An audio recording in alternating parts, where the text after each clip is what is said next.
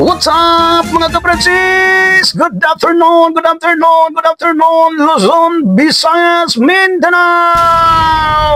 Kumusta naman kayo mga kapransis? Nandito na naman si Tanabas, maghatid na naman ng magandang balita sa inyo na kailangan ninyong malalaman, lalo na sa parating ng panahon mga kapransis.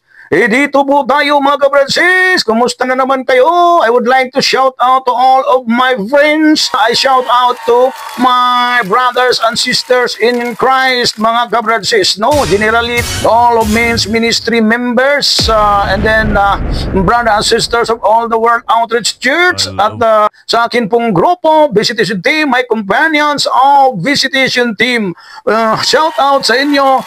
And pagpalain kayo ng Diyos, ingatan kayo ng Diyos. God bless all of you, brother and sisters.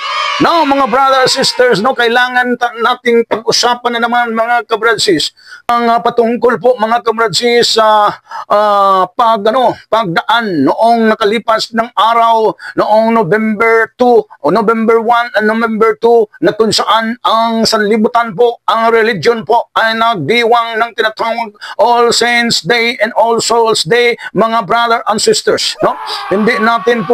Hindi po natin kaligtaan na kailangan po nating puksain ang mga maling paniniwala, maling pangangaral sa mga tao, mga kabransis, no? Dahil napakaraming mga taong hanggang ngayon bulag sa katotohanan na kailangan talaga na nating buksan ang mga imulat ang mga mata sa pamamagitan ng buting balita ni Kristo, mga kabransis, no? Kaya kailangan ninyong pakinggan ang mga payo, kailangan ninyong pakinggan at unawain ang pangangaral ni Tanabas. But bago ang lahat mga kabransis, kailangan ko munang manghingi sa inyo ng pasubscribe sa atin pong na channel, Tanabas channel, at saka subscribe naman ang Skyler TV sa akin pong apo, at saka ang Kalahing Saban po ay subscribe ninyo po para po sa atin pong bayan mga kabransis. Brother and sisters, huwag ninyong kalimutan mag-subscribe, mag-likes, mag-share, higit sa lahat, mag-comments sa atin pong comment section down below mga kabransis. Now ngayon mga kabransis, ito pong tinatawag nila All Souls Day and All Saints Day mga kabransis, ito po'y hindi talaga ma-describe sa Biblia. Bakit hindi po ito ma-describe sa Biblia, mga kabransis? Dahil ito po'y hindi po itinuturo sa Diyos. Mulang lumang tipan hanggang sa bagong tipan, mga kabransis. Bakit ay hindi po ito dinidescribe sa Bible, mga kabransis? Dahil wala pong inuutos ang Diyos at wala pong sinasabi ang Diyos na gawin ninyo ito. Ito po'y utos lamang, mga kabransis, ng relihiyon. Isang relihiyon na hanggang ngayon talagang tinuturuan ng mali ang mga tao. Dahil, bakit natin sabihin na mali? That is my opinion. Because pag hindi po biblical, hindi po na-align sa salita ng Diyos, ay para sa atin ay yun ay mali. Kung hindi mali sa religion ninyo, dahil ang interpretasyon ay tama kayo, nagkamali kayo kung ang Biblia po ang basihan. Kung ang Biblia po ang ating sundin, mga kabransis, talagang nag-aaksaya lang kayo ng panahon, nag-aaksaya lang kayo ng pera. Dahil yaong All Saints Day, yaong All Souls Day, ang pagdiwang na yaon, mga kabransis, ayon ay talagang abomination to the Lord. Ito po'y hindi kalugod-lugod ng Diyos. Ito po ay ipinagbabawal na tayo po ay magpag-consult sa mga patay at tayo po ay magpuntahan sa mga patay, mga kabransis.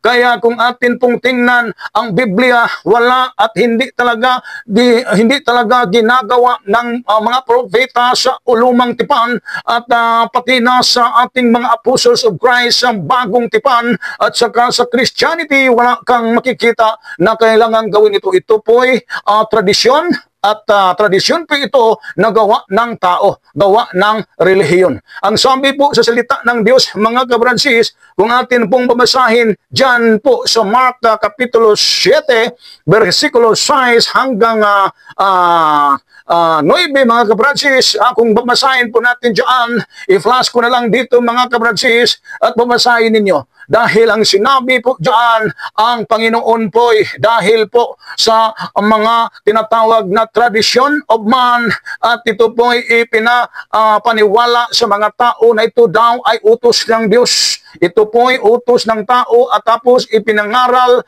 ng religion at utos daw ng Diyos. Sabi ng Panginoong Hesus, walang kabuluhan ang pagsamba ninyo sa akin. Yun, si Jesus mismo ang nagsabi sa versikulo 6 hanggang 7 dahil nagtuturo ang relihiyon, nagtuturo kayo ng mga tradisyon, mga kalagdaan na gawa lamang ng tao, mga kabransis, no? Yun ang malaking pagkakamali. Ang sabi ng Panginoong Hesus, dahil sa inyong tradisyon, dahil sa inyong kalagdaan o gawa ng tao, tradisyon, ay winalangbisan ninyo, winalang kabuluhan ninyo ang Word of God. Winalangbisan ninyo ang salita ng Diyos. Ano bang salita ng Diyos? Which is the Bible, mga kabradsis. Yun, mga kabradsis, ang salita ng Diyos na walang kabuluhan para sa mga relihiyon. Isang relihiyon na nagtuturo patungkol sa tinatawag na Kalagalag, All Souls Day and All Saints Day, mga kabradsis. Bakit ginagawa ng religion yun? Bakit patuloy pa hanggang ngayon na ginagawa nila ito? Dahil, mga kabradsis, dyan sila kumikita. Ano ba ang pagkakitaan nila dyan? Dahil, mga kabradsis, ikukunikta nila yung aral patungkol sa purgatory. Na kung natin pong suriin, mga kabradsis, yun ang malaking iskandalo sa panahon ni sa atin pong national hero na si Dr. Jose Rizal. Dahil ang itinuturo sa mga kaparian, itinuturo sa mga Kastila ang pagpatupad sa tinatawag at nagtuturo patungkol sa purgatory na wala man talaga sa Biblia. Yun ang malaking pagkakamali sa tinatawag na religion. Bakit hanggang ngayon patuloy pa rin sila? Hindi ba ninyo nabuksan? Buksan ninyo ang inyong puso't isipan, mga kabransis, at unawain ninyo itong sasabihin ko sa inyo. Dahil hanggang ngayon, pag ipagpatuloy talaga nila yung aral patungkol sa purgatory para tuloy-tuloy every year, yearly, ang pagdiwang nila sa tinatawag na All Souls Day, All Saints Day. Diyan kasi yung araw na yun, yung pizza na yun, diyan sila kumikita ng malaking halaga. Anong halaga? Dahil talagang bibili ang mga tao ng tinatawag na rosary. Ilang billions of rosary ang kailangan ng mga taong pumupunta sa cemetery, no? Tapos ilang price at ilang halaga ba ang bawat rosary na bibilhin ng tao dahil prayer for the dead sila. Yung mapag-insinso, yung paggawa ng mga pamisa na magbayad talaga taon-taon ang may mga namamatay na mahal sa buhay na mga under of the Roman Catholic Church religion, mga kabradsis. Kaya, mga kabradsis, kailangan ng maunawaan. Tapos bibili pa kayo ng tinatawag nobina. Yung mga tinatawag nilang prayer for the dead, prayer para sa tinatawag na o maiksing prayer na kailangan ninyong bigkasin. At ito na may talagang sinasaway po talaga ito ng Panginoong Hesus na wala talagang kabuluhan yung pagsasalita ninyo ayon po sa Matthew 6, mga kabradsis, na sinasabi talaga na huwag kayong, ito po'y paalala sa mga totoong Kristiyano, na huwag kayong masing katulad sa mga hintil, mga pagano, na sila po'y nagdadasal, nananalangin ng mahaba. Ito po'y pangadjik para po talaga ito sa tinatawag na kalakalag. Tapos, mga kabradsis, ang mangyari ay, ang sabi ng Panginoon, ito po'y ipinagbabawal ng Panginoon, huwag kayong masing katulad sa kanila. Dahil ay ang iniisip nila sa palagay nila ay sila po'y tutugunin ng Panginoon, ngunit hindi talaga tutugon ang Diyos dahil sa haba nilang panalangin. Dahil yun ay panalangin ng mga pagano, panalangin ng mga mahabang panalangin sa mga alipin ng religion, mga kabradsis. Kaya kailangan po natin talagang gising na po tayo, mga kabradsis. Hanggang ngayon talagang pinitirahan kayo. No? May pa-insinso pa yung mga kaparian dyan, tapos misa, nagbabayad kayo. Tapos mayroon pang tinatawag ng mga pagbibinta ng mga nobena, ng mga rosary at sa mga kandila, napakalaking pera sa religion, mga kabradsis. Kaya gising na tayo, mga kabradsis.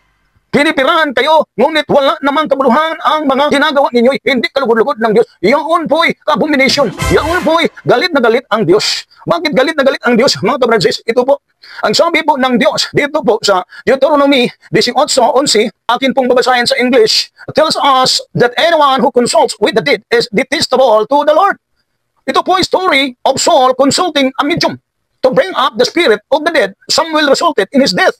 Because ito pong si Saul, mga kabransis, si King Saul, he was unfaithful to the Lord.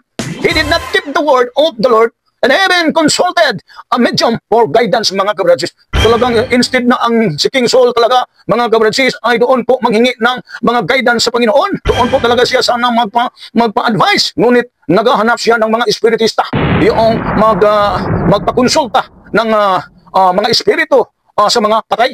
Yun ang mga pangyayari dyan. Doon, yan po, kapag hindi ninyo alam talaga ang Biblia ng iniisip ninyo, ay para kayong totoo at para kayong nasa katotohanan. Hindi po, mga kabransis, talagang galit na galit ang Diyos. Dahil ito po ay practice ng mga spiritist, mga medium, mga kabransis. Ang sabi po dito, detestable to the Lord, mga kabransis. No?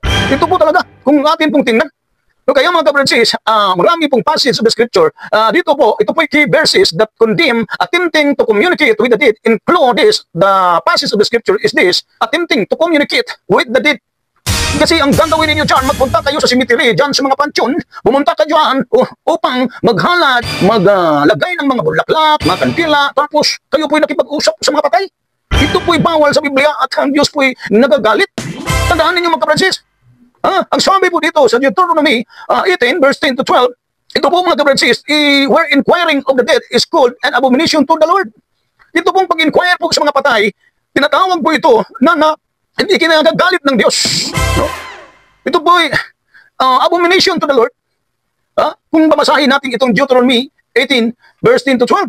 At dito din sa Leviticus chapter 19 verse 31, ito pong verse na to which warns against turning to medium or necromancers.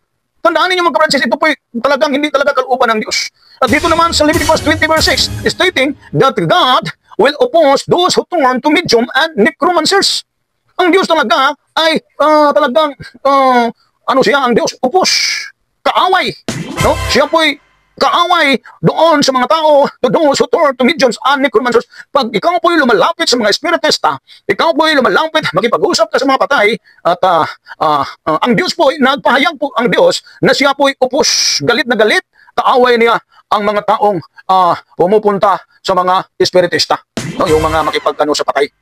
Tingnan ninyo mga kabransis, no? Ito po talaga, marami po itong question eh. Dito po sa Isaiah verse 8, chapter 8 verse 19, which question why people would inquire of the dead on behalf of the living. Dito po talaga, marami po talagang mga katanungan. Bakit po ang mga tao ay makipag-konsulta, makipag-usap sa mga patay instead sa mga buhay, mga kabransis. Kaya kailangan na tayo matuto, mga kabransis, no? Tandaan ninyo mga kabransis, pag ang tao na po'y patay, talagang napakalinaw sa Biblia na wala nang namamatay ang mga propeta. Namamatay sila si Moses, yung mga kamag-anak ni Moses, yung mga ama sa ama ni Abraham, nila ni Noe, ni Isaac, ni Jacob, ni Moses, sa lahat ng mga propeta nang namatay sila, walang ginagawang at tinatawag na pagpunta sa mga libingan. No, talagang creative po ang mga tao ngayon na hindi nila alam na Diyos po'y galit sa mga ginagawa. Mayroon ng salita ng Diyos na kailangan sundin. Walang instruction ng Diyos sa Biblia na gawin ninyo ito. Bakit ninyo yan ginagawa? Hindi ba ninyo namalayan dahil yun sa kasakiman ng religion? Pira-pira lang yun. Kaya kailangan gumising kayo, mga kabransis. Marami ng mga aral kahit nga ang ating Panginoon. Dito po sa Ecclesiastes chapter 9 verse 5, kung atin pong tingnan dito, ito po ay liwanag at nagpapatunay po ito na pag mamatay na ang tao, wala na talaga. Dito po sasabi sa verse 5, sapagkat nilalaman ng mga buhay na sila'y mga mamatay, ngunit hindi nalalaman ng patay ang anumang bagay ni meron pa mang silang kagantihan, sapagkat ang alaala sa kanila ay nakalimutan na pag mamatay na ang tao, wala na sila dito, wala na sila, hindi na sila kasama natin. Wala na, hindi na sila kasama, hindi na natin sila pwedeng kausapin, hindi ka na rin naririnig, wala na. Natapos na ang role sa kanyang buhay, sa atin pong mga mahal sa buhay. Pag mawala na yun, mamamatay na yun, ibang lugar ang napuntahan. Hayaan mo ang Diyos na ang naglagay kung saan siya nilalagay ng Diyos. Kaya mga kabransis, kailangan matuto tayo. Ang mga tao sinusunod ang aral ng mga tao, ang tradisyon ng religion, nagawa lamang ng tao. Tao yung gumagawa ng tinatawag na All Souls Day, All Saints Day, dahil sa kasakiman ng pira. Tingnan niyo, Pag mamatay na talaga ang tao, ito pag buhay pa ang tao, tayo po'y alam natin na tayo po'y mamamatay. Ngunit hindi na alam ng mapatay ang anumang bagay ni mayroon pa silang kagantihan. Wala walang kagantihan dahil wala na sila dito, wala na ang kanilang katawan, wala na ang kanilang personality, wala na ang kanilang presensya dito. No? Ang ilang pong alaala, wala na, hindi na natin pwedeng balikan. Ito po ang sabi ng Biblia, sapagkat ang alaala sa kanila ay nakalimutan. Pwede naman yung, wala na, hindi na talaga pag-isipan. Hindi naman, ibig sabihin, ang ibig kong sabihin, hindi ba, pwede naman natin alalahanin, tayo po'y parang iniisip natin na yun ang nanay ko noon, tatay ko noon. Yun lang, no? Parang umiksin na sa isipan natin ang mga mahal natin sa buhay, noong buhay pa sila. Ang ibig kong sabihin, na wala na sila dito. Hindi na natin sila kapiling. Hindi na natin pwede na, sila pa kasama pa natin. Wala na sila dito. Dahil matapos mamatay ang tao, ang katawan, doon po sa Ecclesiastes 12, versikulo 7, pagkatapos mamatay ang tao, ang katawan ng tao ay bumabalik po doon sa alikabok. Tapos, ang espiritu ay bumabalik sa Diyos na may-ari nito. Noon, wala na talaga pag mamatay na. No? Wala na ang mga alaala na pwede mo siyang iyakapin, pwede mo siyang ilamano, pwede mo siyang hawakan. Wala na yun lahat pag mamatay na ang tao. Sa isipan, minsan, i-recall natin sa kung ano ang mga memory sa atin pong mga mahal sa buhay noon. No? Sa isip na lang yun. No? Diyan na lang sa isip. Ngunit dito po, sa presensya, wala na talaga mga kabransis. Tandaan ninyo mga kabransis. Huwag ninyong kalimutan na ang Panginoong Hesus, nagbigay po talaga siya ng salita na napakalinaw na kailangan nating maunawaan. Ano ba ang sabi ng Panginoong Hesus? Mismo ang Panginoong Hesus nagbigay ng kapaliwanagan, nagbigay ng salita or verse. Dito po sa John 6:63, mga kabransis, ang sabi po dyan, kung atin pong tingnan sa English, babasahin natin, "It is the Spirit that quickeneth, the phrase profiteth nothing. The words that I speak unto you, they are spirit and they are life." Tingnan ninyo mga kabransis. Ang Espiritu ang nagbigay ng buhay. Ang Espiritu ang nagbigay ng buhay. Ang laman, itong katawan, walang kabuluhan, prophetess natin. And the words that I speak unto you, they are spirit and they are life. Ito pong salita ng Diyos. Ito po'y Espiritu at ito po'y buhay. Kaya nga ang tao kailangan, ito ang Biblia, kailangan ng salita ng Diyos, which is the Bible. Dahil ito po'y Espiritu at buhay para sa ikabubuhay ng ating kaluluwa. Na tayo po'y makapiling natin ng Diyos. Napakalinaw mga kabransis, na ito pong laman na iwan ng tao ay walang kabuluhan. Ito po'y para itong case, para itong posporo. Pag walang laman, ang posporo, itapon na yata yan. Ito din katawan, pag mawalan na itong Espiritu sa buhay natin, which is the Spirit gives life. Ang Espiritu, yun ang nagbigay ng buhay. Ang laman, ang katawan, ay walang prophetic natin, walang kabuluhan. Walang kabuluhan ang laman, ang katawan. Dahil pag lumabas na ang buhay na tinatawag Espiritu, na ibinibigay ng Diyos, ipinagkaloob ng Diyos, inilagay ng Diyos sa katawan, pag ito po'y lumabas at bumalik na sa may-ari na yun ang Diyos. Yun po ang sabi sa Ecclesiastes 12:7. Pag lumabas na, bumalik na siya sa Diyos, wala na itong kabuluhan ang katawan, mga kabransis. Yun po ang aral ng Panginoong Hesus. Bakit kayo gumagawa ng sarili ninyong aral, relihiyon, para lang magpatuloy yung pamimira nyo? Ang sabi ng Panginoong Hesus, tingnan ninyo, ito po ay napakalaging halaga na kailangang matutunan ng tao, mga kabransis. Huwag ninyo itong kaligtaan at huwag ninyo itong ibaliwala ang payo ni Tabas. Dito po sa Luke chapter 9, verse 59, sabi po dito, "And he said unto another, Follow me. But he said, Lord, suffer me first to go and bury my father." Yun ang sabi ng isang taong gusto siya ng inalok ng Panginoon na sumunod ka sa akin, follow me. Ang sagot ng isang tao, "Lord, suffer me first to go and bury my father." So, intindihin mo ako, Panginoong Hesus. Iliping ko muna ang ama ko. Tapos siya, bago siya sumunod ng Panginoong Hesus, siya po'y parang nagpaalam na, allow me, Panginoon, suffer me, allow me to bury my father first. So, before siya nga musunod, before he followed to Jesus, dinanong ba ang sagot ng Panginoong Hesus, mga kabransis? Take note, mga kabransis. So, verse 60, sabi, Jesus said unto him, "Let the dead bury their dead, but go down and preach the kingdom of God." Napakatindi talagang aral ng Panginoong Hesus. Dahil alam ng Panginoong Hesus, pag mamatay na ang tao, ay prophetic natin, wala na talagang silbi, wala na talagang kabuluhan. Pag mamatay na ang tao, wala na talagang silbi. Kaya ang sabi ng Panginoong Hesus, doon po siya nagpaalam na, "Allow me first, Lord, to bury my father." Dahil lilibing ko muna ang tatay ko, Panginoong Hesus, bago ako sumunod sa inyo. Ang sagot ng Panginoong Hesus, sayaan mo ang mga patay na siyang maglibing sa kanilang mga bangkay. So, ibig sabihin, hayaan mo silang mga patay yung mga taong makasalanan. Dahil sa paningin ng Diyos, pag makasalanan ng tao, hindi talaga sumusunod ng Panginoong Hesus, wala talagang response sa calling ng Panginoong Hesus, yun ay itinuturing makasalanan, patay ang tingin ng Diyos yun. Kaya ang sabi ng Panginoong Hesus, ipaliwanag ko sa inyo, hayaan mo yung mga patay na maglibing sa kanilang mga bangkay. Tingnan niyo, let the dead bury their dead, but go down and preach the kingdom of God. Yun ang layunin ng Diyos. The objectives of Jesus Christ is the more important thing is to preach the gospel of Christ, which is preach the good news, the Bible, the Word of God. Read the Word of God. At i-proclaim po ito sa ibang tao. Ibahagi po ito sa mga tao.